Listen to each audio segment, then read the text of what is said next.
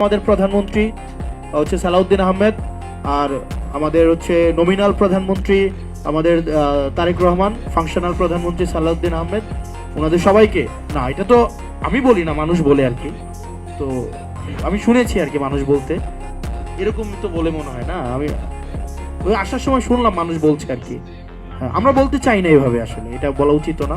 মানুষ বলে যে নমিনাল প্রধানমন্ত্রী তারেক রহমান আর ফাংশনাল প্রধানমন্ত্রী হচ্ছে সালাউদ্দিন আহমেদ, এগুলো আসলে শুনতে বাজে শোনা, এগুলো আমরা বলা উচিত না আমাদের জায়গা থেকে। এগুলা আপনারা বলবেন না, যারা বলেছেন ওই সময় তারা বলবেন না এইসব জিনিস।